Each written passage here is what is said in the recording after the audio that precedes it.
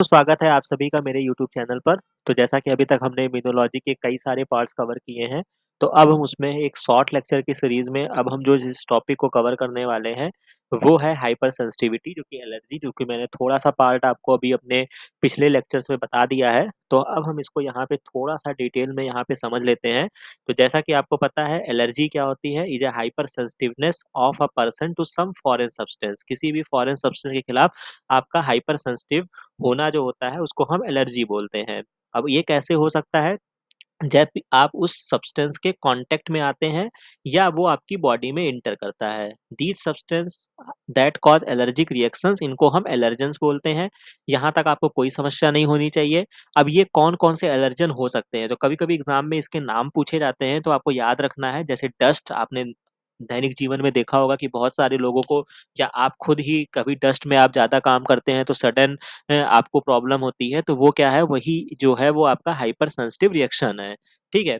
इसके अलावा pollen grain जो होती हैं वो होती हैं, स्पोर्स होते हैं, फैब्रिक्स होते हैं, ये सारे इसके लिस्ट दिए गए हैं जो आप इसको नोट डाउन कर लीजिएगा। ठीक है? बेसिकली जब इसके हम डेफिनेशन की तरफ जाते हैं तो उसमें एक टर्म इस्तेमाल किया जाता है, एक्स एग्रीगेटेड इम्यून रिस्पॉन्स। इसको हम क्या बोलते हैं? हाइपर सेंसिटिविटी बोलते हैं of the immune system to certain antigen. किसी सर्टेन एंटीजन के खिलाफ जो आपका एक्स एग्रीगेटेड इम्यून रिस्पॉन्स होता है उसको हम क्या बोलते हैं?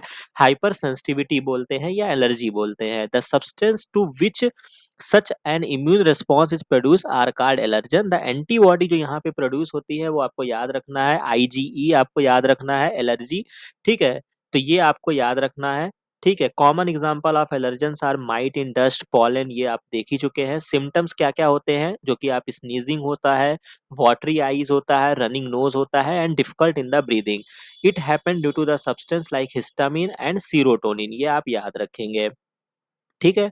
इसके अलावा सिम्पटम्स में आप यहाँ पे डिटेल में देख सकते हैं, the symptom that result from allergy may be different kind but mostly it affect the skin को इफेक्ट करता है एंड म्यूकस मेम्ब्रेन।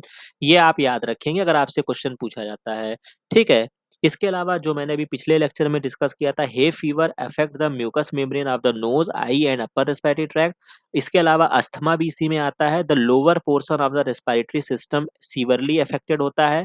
इसके अलावा एक्जिमा, ये भी एक टाइप का होता है जिसमें स्किन आपकी रेड हो जाती है, followed by the appearance of minute blisters आ जाते हैं, ठीक है? Eczema may affect any part of the body and is one of the most severest of all allergic symptom.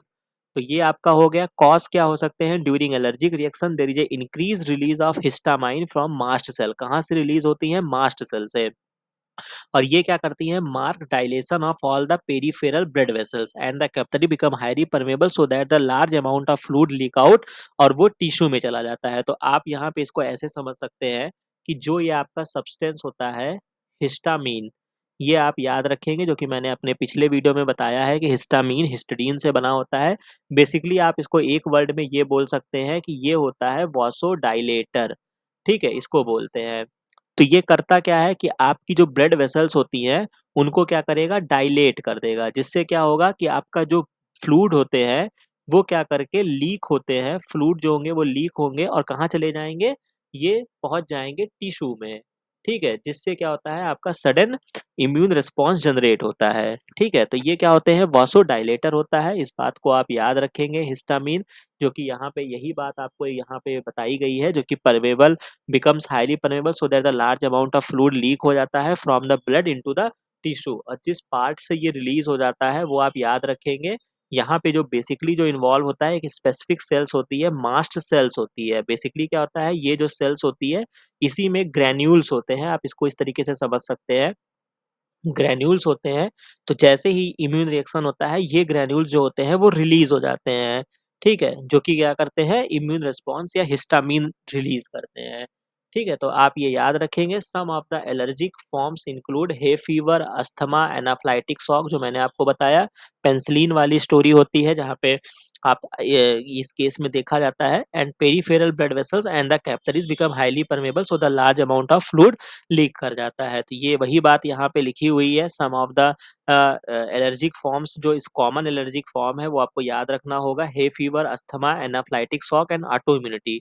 इसका ट्रीटमेंट क्या होता है? Anti histamines can be used किया जाता है और ये क्वेश्चन एग्जाम में पूछा गया है कि अगर कुछ ऐसी स्टोरी बना के दिया जाएगा जो कि मैं आने वाले वीडियो में आपको दिखाऊंगा कि कौन सा ड्रग उनको देना है, तो आपको एंटी हिस्टामिनिक या एंटी सीरोटोनिक, जैसे यहाँ पे बात किया गया है कि सीरोटोनिन भी रिलीज होता है। तो ये एक छोटा सा पार्ट है, आप इसको डेली देखते रहेंगे जिससे ये आपका तैयार हो जाएगा।